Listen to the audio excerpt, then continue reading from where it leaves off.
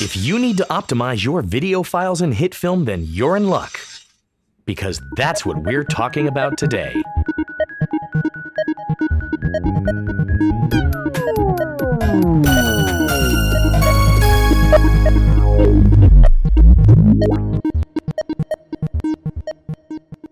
So you've installed Hitfilm, and now you're having problems with your video footage. Either it won't load in, or once you've done your edit and exported, you're having audio drift. These are common problems, and today we're going to talk about how to fix them. I'm Mike Miller from Triumph Visual, and this is Fixing Codec Problems in Hitfilm. Before we get into troubleshooting, it's probably helpful to understand some of the basics of digital video. Digital video starts with the camera.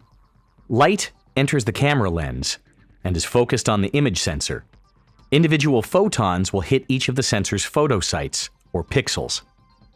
The sensor then converts this collected light into an analog electrical waveform.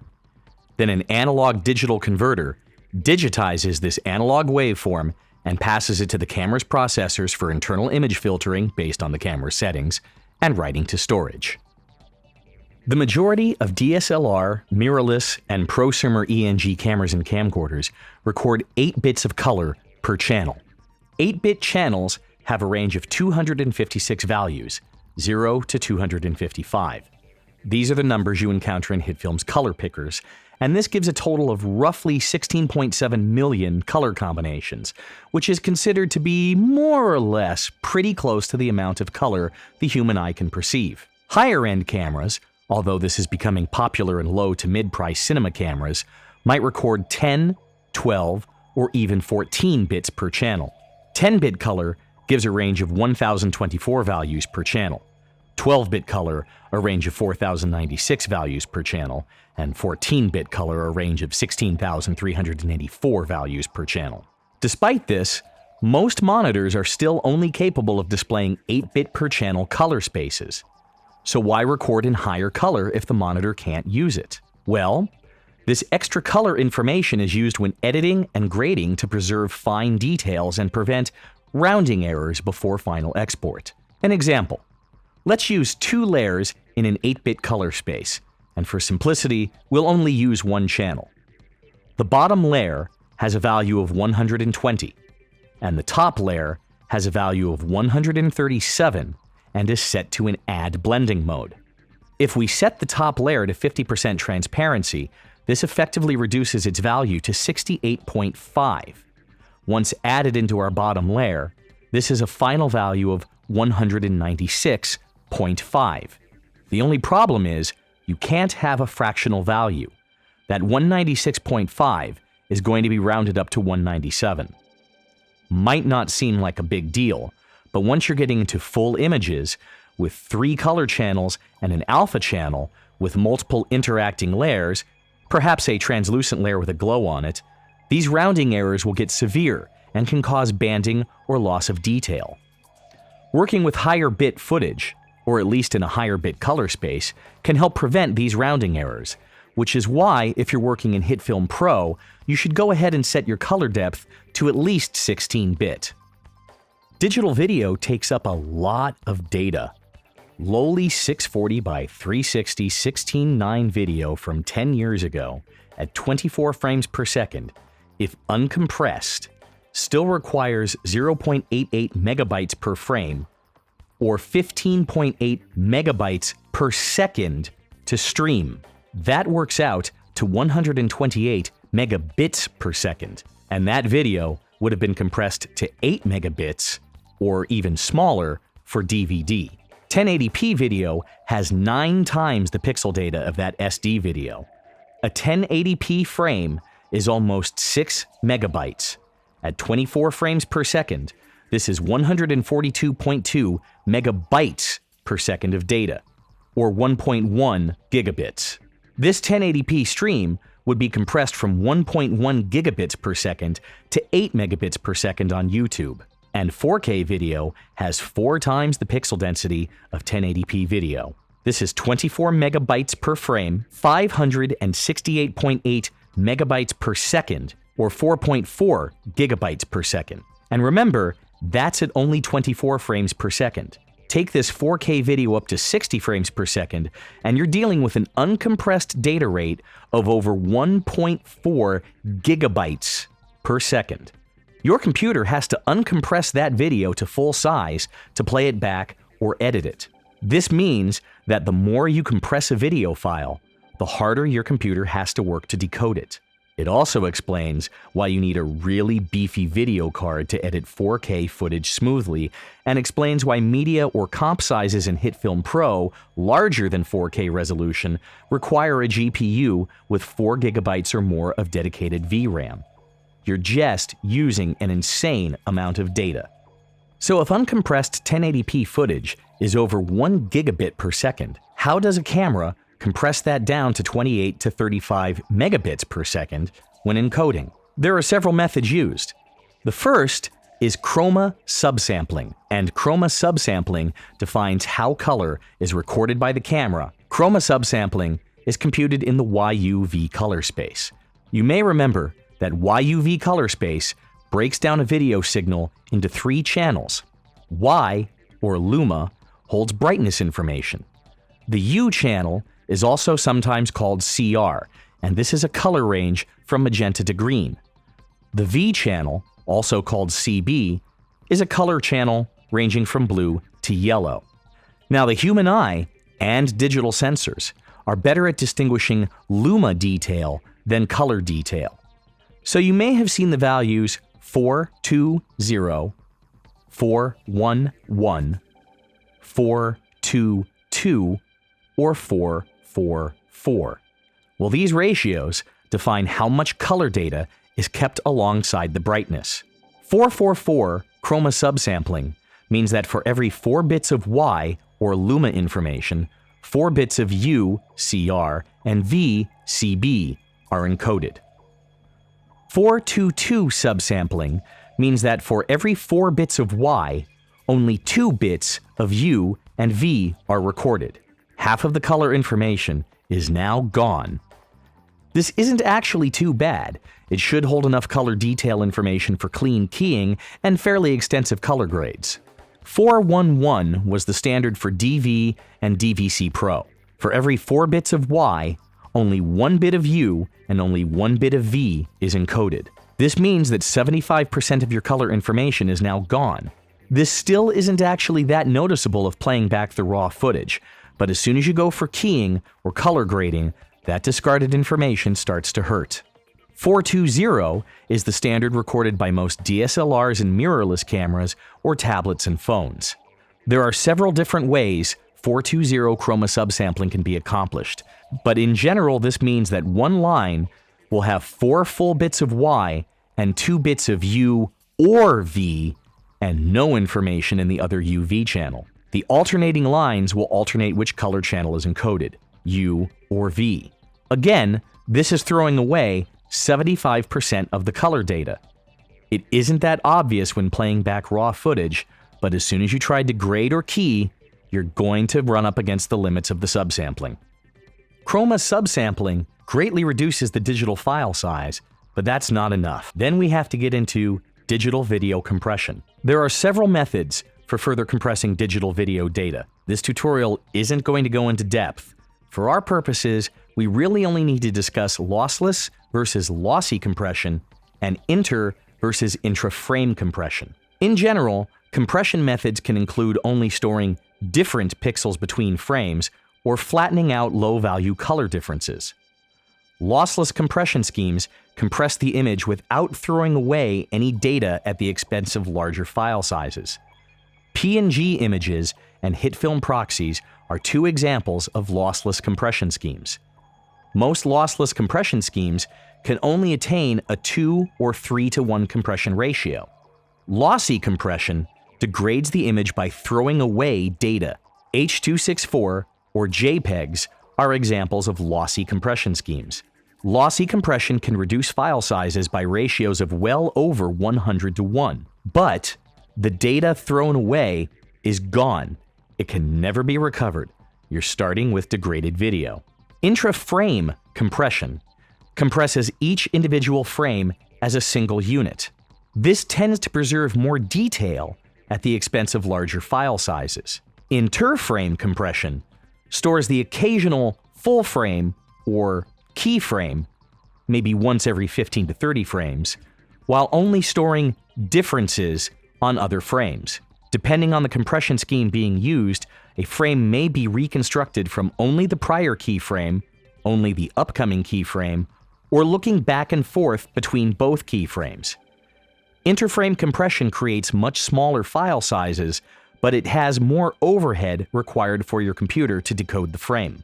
Interframe codecs are sometimes called long GOP or long group of pictures codecs, as data is stored across a range of frames in between keyframes. Note that in Hitfilm or any other NLE, if using a long GOP codec with a frame every 15 frames and bidirectional compression, moving your cursor to frame 12 means that the NLE has to look at every single frame from 0 to 14 just to reconstruct frame 12. Remember this, it's going to come up again later in this tutorial. Another way to reduce file sizes is to use a variable frame rate rather than a constant frame rate. Digital video breaks video up into a discrete number of frames per second. Film is 24, American television is at 29.97. Higher frame rates like 48 or 60 are starting to creep in, but are really only seen on some streaming services as a playback format. The important thing is that constant frame rate footage is recorded to a very strict clock. If the camera is supposed to record 30 frames per second, it will record 30 frames per second. Variable frame rate footage cheats this. VFR footage will change the encode rate in frames per second to maintain higher detail on individual frames at the expense of temporal smoothness. This does enable higher data compression rates. VFR footage is fine for playback. A player can speed up and slow down playback to provide a near seamless experience. However, most NLEs and VFX programs, including Adobe Premiere, Adobe After Effects, Imagineer Mocha, and yes, Hitfilm, cannot properly edit VFR footage. The editor cannot properly write footage to a hard 30 frame per second clock when the source footage is actually varying between 28 and 31. This is going to cause sync issues on export. Another thing to understand about digital video is the difference between a container versus a codec. A container is what you might think of as the file type: MOV, MP4, MXF, AVI, etc. But a container is only a file that holds video information along with one or more audio tracks and along with other possible metadata. A codec, compressor, decompressor, is the way the actual video or audio signal is encoded. A codec will use one or more of the methods described previously to define how video is encoded inside a container. As an example, an MP4 file will usually contain footage that has been encoded in an H.264 codec, but it might contain footage in a 3GP4 codec, which would be a smartphone format. An MOV file might contain an Apple QuickTime codec, an Apple ProRes codec, an Avid DNxHD codec, an H.264 codec, or one of a number of other codecs. Additionally, the audio file in the container might be encoded with one of several different codecs, including PCM, which is uncompressed pulse code, MP3 audio compression, AAC audio compression, or any of other types. Understanding that the container is not the codec and a container may contain one of several different codecs is key to understanding digital video files. So once we start putting this all together, we can get into edit versus delivery codecs. A delivery codec is designed to cram as much visual information as possible into as small a file size as possible. H.264 is a fantastic example of this. H.264 was designed as a final delivery format for Blu-ray disc or digital TV broadcast. H.264 was never intended for editing. H.264 is a lossy 420 interframe codec. So as we've discussed, H.264 is throwing away a lot of color information, it's throwing away a lot of detail information, and it's using long GOP encoding, so it requires a lot of computer overhead to decode. Again, this is acceptable for playback-only situations, but as soon as you have to edit, the limitations of this codec will cause slowdown on your system. Other delivery codecs include MPEG 2, WMV, DivX, XVID, VP6, VP7, and VP8. Editing codecs are designed to preserve more detail and more color information at a lower compression ratio to speed up computer decoding processes in your NLE and maintain the maximum amount of detail possible. You'll end up with much larger file sizes, but you're going to end up with faster performance. Remember, the more you compress digital video, the more slowly it's going to respond on your system. Editing codecs include uncompressed AVI, uncompressed X.264, ProRes, DNxHD, Cineform, MJPEG, and QuickTime animation. Transcoding your footage from a delivery codec to an editing codec will greatly speed up your video editing in Hitfilm. Now that we've discussed the basics of digital video, let's talk about the tools that we will be using in the rest of this tutorial. Download links for all of the following will be in the description below.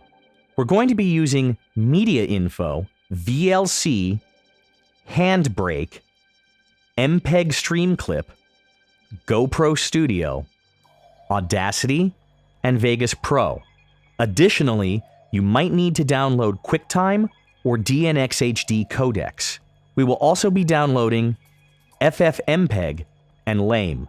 There are other video tools that can perform the tasks that we'll discuss, ranging from free options like VirtualDub through commercial encoders like Borosoft.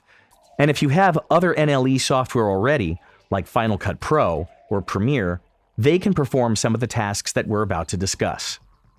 So the first thing to troubleshoot, maybe you've tried to import a video, and the first thing that happens is Hitfilm has crashed. Well, this means you need to check your system specs against those given as the minimum for Hitfilm to run. You'll need to go to the Hitfilm website, hitfilm.com/express/specs, and go all the way to the bottom where it shows what the system requirements are. You're going to need to check your system against these requirements. On a PC, there are several ways to do this, depending on the version of the operating system you're running. You might go to your My Computer icon, you might go to your Start menu, but I prefer to just open a file browser, look for the computer icon, right-click, and hit Properties. This will show you your processor, your operating system, and your RAM. You might have to go up to Device Manager and come down to Display Adapters to check for other graphics cards. As you can see, my system has an NVIDIA GeForce GTX 980M and Intel HD Graphics 530, both well above the minimum specs for Hitfilm. If you do have dual graphics cards, you may want to check with the management software that came with your discrete graphics card and make certain that it's using that graphics card for Hitfilm and not the integrated graphics on your CPU. In general, you're going to need an i3, i5, or i7 Intel processor or AMD equivalent that is more recent than about 2012. For discrete GPUs, for NVIDIA, anything made after 2008, and for AMD, anything made after 2009 is more or less going to be okay. I'm not a Mac user, but Javert Valbar was kind enough to send over this video to show how to check your system specs on a Mac.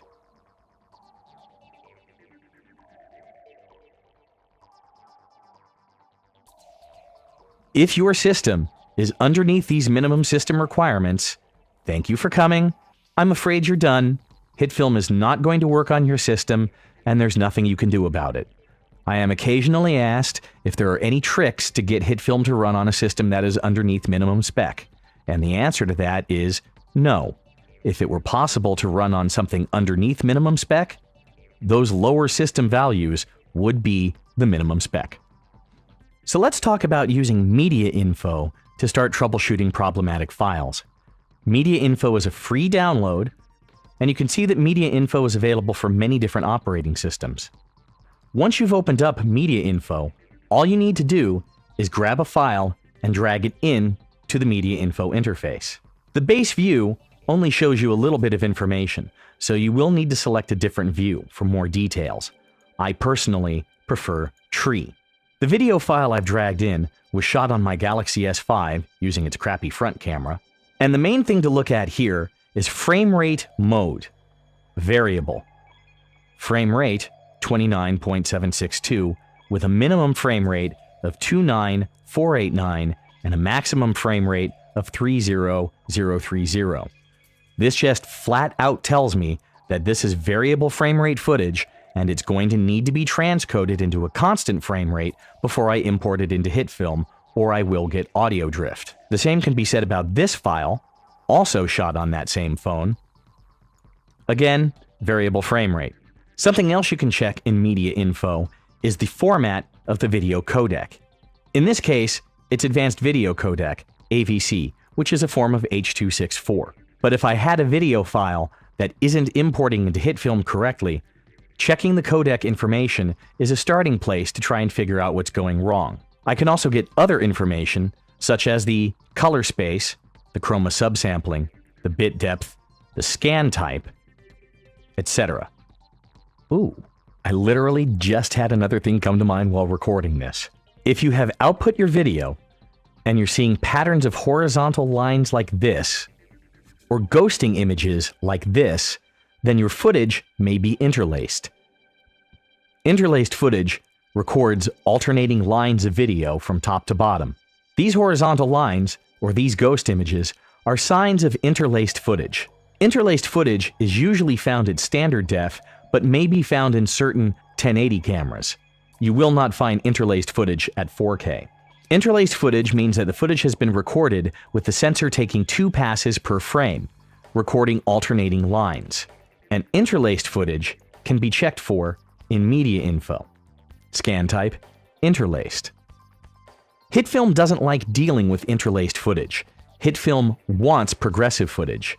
There is a deinterlacing effect inside Hitfilm, but you would have to add it to every single clip. It's probably easier to just go ahead and transcode everything to a non-interlaced progressive format before importing your footage into Hitfilm. Maybe you've loaded footage in and you think you should be hearing more audio than you're hearing.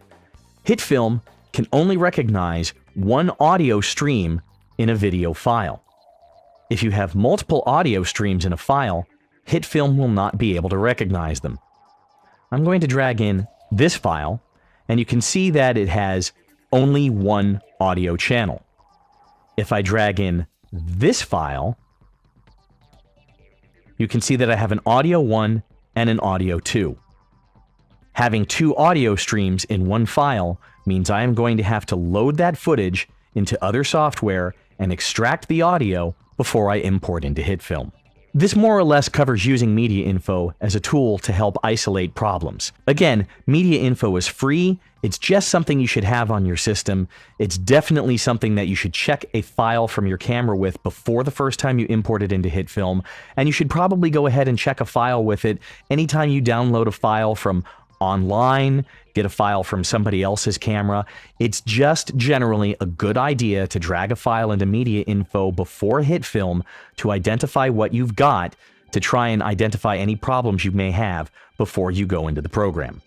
We're going to take a look at a program called Handbrake. Handbrake is a free open source video transcorder available for Mac, Windows, and other OSs. The advantages of Handbrake are that it's free, fast, and it can be used to fix audio, interlacing, and variable frame rate issues. The disadvantage of Handbrake is that its export format is MP4 only. When you open up Handbrake, it's going to give you this menu to source select to do an entire folder or to open a single video file. Doing an entire folder is a great way to set up a batch of your entire project if you've shot multiple clips that you know are interlaced or variable frame rate. However, I'm going to cancel out of that. I'm just going to go ahead and drag in a file manually.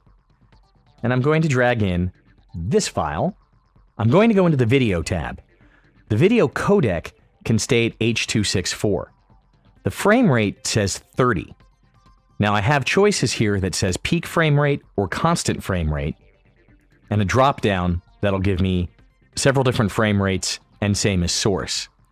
If your footage is not variable frame rate, you can leave this at same as source. But the file I've dragged in is variable frame rate, so I'm going to click constant frame rate, and I'm going to set that to 30. Now, Hitfilm user Norman PCN has come up with some H.264 settings which don't perform quite as fast as a proper editing codec like Cineform or ProRes, but they do perform a lot faster than what comes out of most cameras. So we're also going to go over those settings. The first thing you're going to want to do is click this Fast Decode button. Change the encoder profile from main to high and set the encoder level from 4.0 to auto.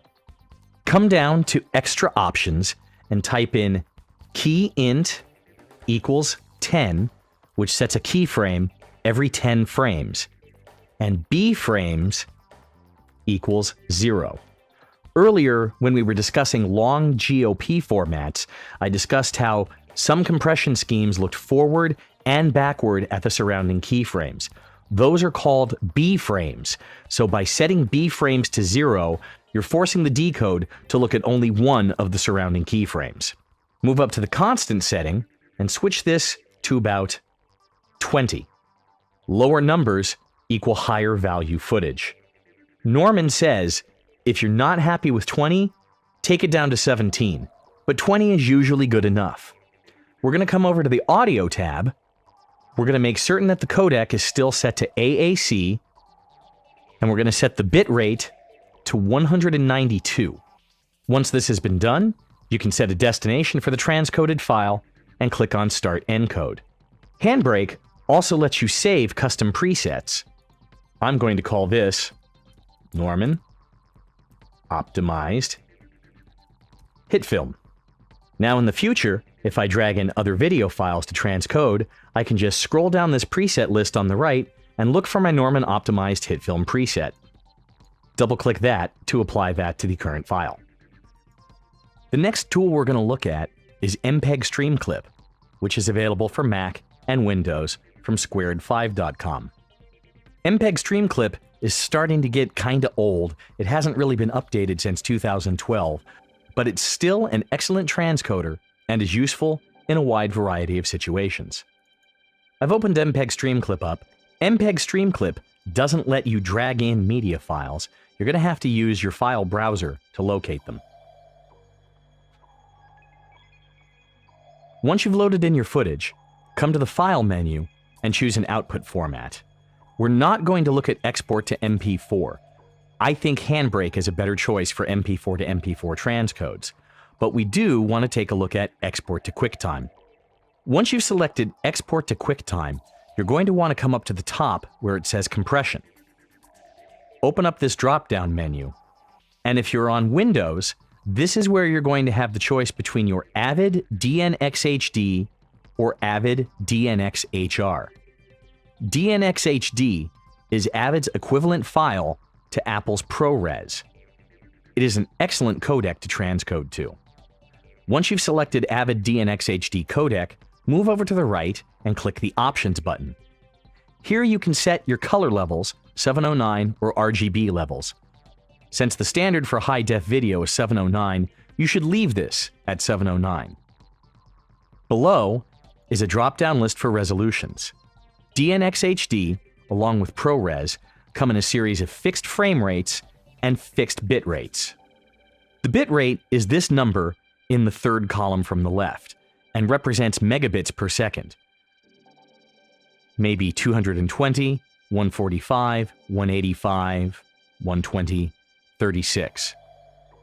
You may also have options for 10-bit or 8-bit color, along with options for interlaced or progressive footage. Anything here that says 1080i should not be used. Remember, Hitfilm doesn't like interlaced footage. Outputting to any of these 1080i formats is just going to cause trouble down the line. You just need to look at all these 1080p formats. I don't have anything that records 10-bit, so I usually tend to aim for about 120 megabits per second. Some Hitfilm users say they get perfectly acceptable results using 36 megabit codecs. so that's a way of saving some disk space. Also in MOV options for MPEG Streamclip, I do have the option for GoPro Cineform. Once again, once selecting GoPro Cineform, I come over into the options menu and click that, giving me options for 444 recording, interlaced video sources, or forcing 16-bit encoding. It should also be noted that for both Cineform and Avid DNxHD, you do have a choice to deal with interlace scaling and deinterlaced video. If you're using progressive sources, you can uncheck these. If you are using an interlaced source, you should just go ahead and deinterlace your video and get that over with. MPEG Streamclip also lets you export to AVI. Avid DNxHD doesn't really like being in an AVI container, but Cineform is perfectly happy with it. And by exporting to Cineform AVI, you bypass QuickTime, not relying on the QuickTime engine to decode anything for you. It is better to encode Cineform to AVI than it is to QuickTime. MPEG Streamclip can also be used to fix variable frame rate issues by coming over to this frame rate field and entering the desired frames per second. In this case, 30. I'm going to close out MPEG Streamclip and open up Mediainfo. If I drag in the original file and go back to my tree view, we can see in the video that I have a variable frame rate moving between 29 and 30.03 frames per second. If we drag in the file that I just transcoded to DNxHD in MPEG Streamclip, then we can see that I now have a constant frame rate of 30 frames per second. This makes MPEG Streamclip an excellent choice to fix variable frame rate issues and transcode your footage into an editing codec in one shot. The next tool we're going to look at is VLC Media Player. Again, it's free and it's cross-platform. While VLC is known as a media player, it also has some powerful transcoding options. Let me open up VLC. When you open up VLC, if you come up to the Media drop-down menu and click on that, you'll see options to convert and save. Click on Convert Save, and you'll be provided with a list to add media to. You can add multiple files at once, enabling you to batch transcode entire groups of files. Once you've added your files to the list, come down to Convert Save. Once you click on that, you'll be given your conversion settings. You have a deinterlace option here, useful if you have interlaced media, and over here is a profile. By default, it's H.264 video and MP3 audio. There are a few other options, but none of these are editing codecs. They're all delivery codecs. So you should probably just go ahead and leave that at H.264 with MP3 audio. To the right of that is the configuration menu. Encapsulation determines the wrapper that you're going to put it in, or the file type. We're just going to go ahead and leave this at MP4. Video codec is where I can change the video compression settings. I'm just going to go ahead and leave that at H.264. Bitrate can be automatically set by VLC, or a number can be manually entered. Because bitrate is manually set in kbps, to get something similar to a 35 megabit per second DSLR file, you want to set this value to 3500 kbps. Note that I can also set a manual frame rate, so VLC can be used to fix variable frame rate issues, just by setting the target frame rate. The audio codec lets me set the audio encoding parameters. I'm going to change this from MP3 to AAC, and I'm going to leave that bitrate at 192 kbps. I am going to change the sample rate to 48K, and hit Save.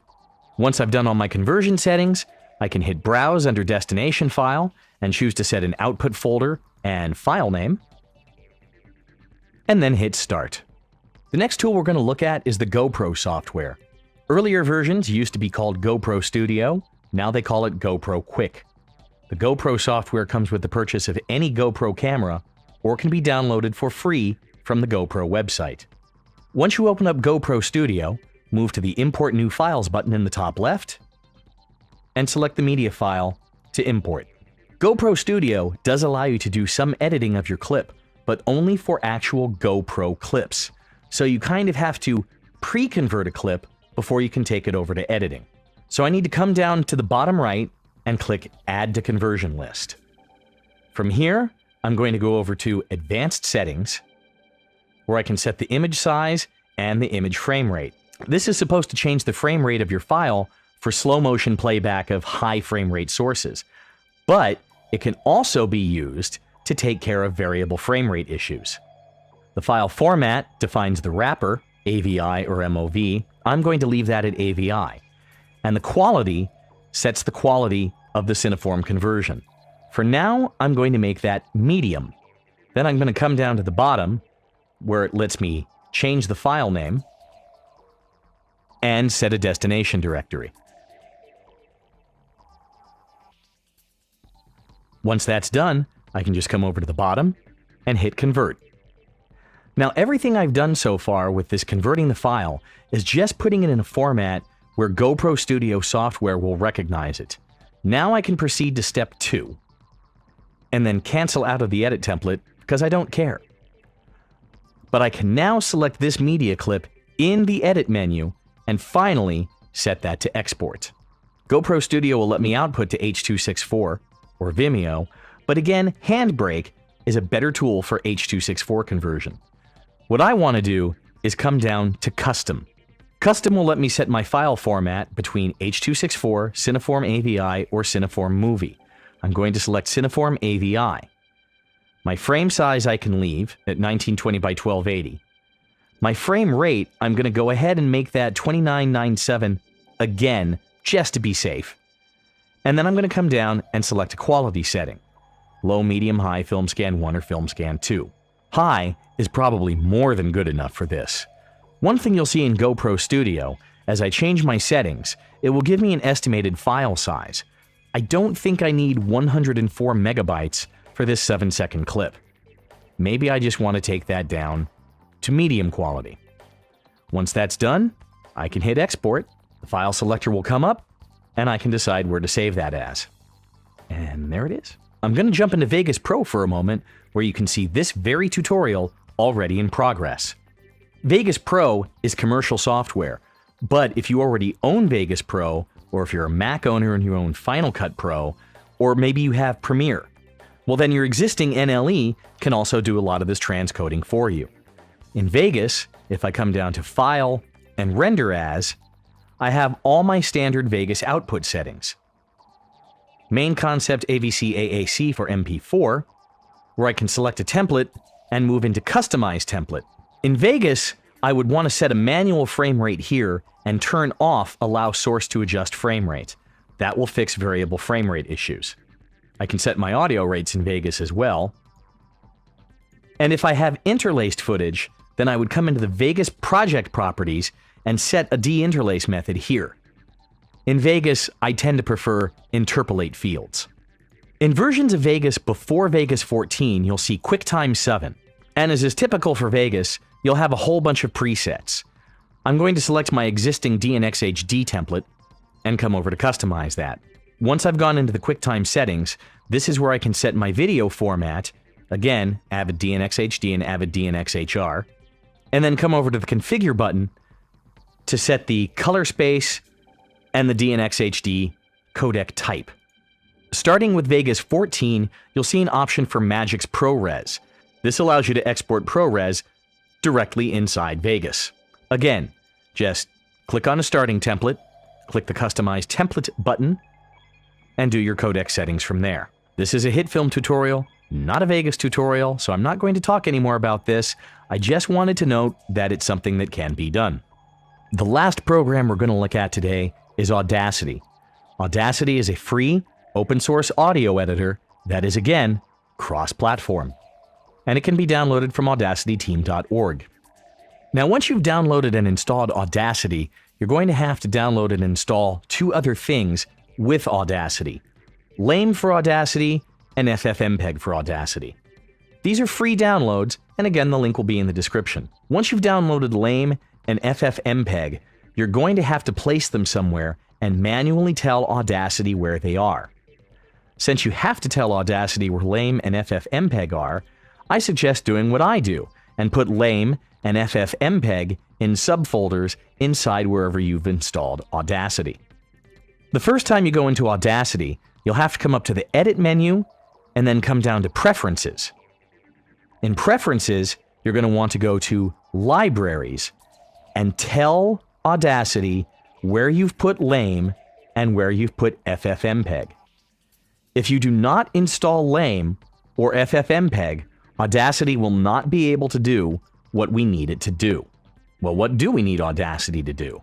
Earlier we discussed that Hitfilm cannot properly import files with multiple audio tracks. It can only read the first audio track. Well, Audacity is one of those tools you can use to extract the second audio track. Just drag the file with the 2 audio tracks into Audacity, and it will ask you which streams you wish to import. I'm going to go ahead and select both. Now, I can mute this second stream, solo this first stream, and save it out.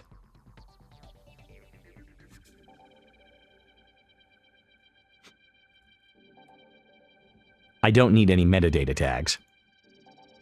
Then mute the first track, unmute the second track, and export that. Let me go into Hitfilm for a moment. Here I am in Hitfilm Pro 2017, and you can see I've loaded in one media file which is called Dual Audio Tracks Handbrake. This is a file that has dual audio tracks. However, because I don't actually own any cameras that record multiple tracks, and because my screen recording software doesn't record multiple tracks, I kinda had to create one in Handbrake just so that I could show you how to extract the extra audio file in Audacity. I hope you appreciate the extra effort. If I drop this on the timeline and play it back, you'll hear something horrible.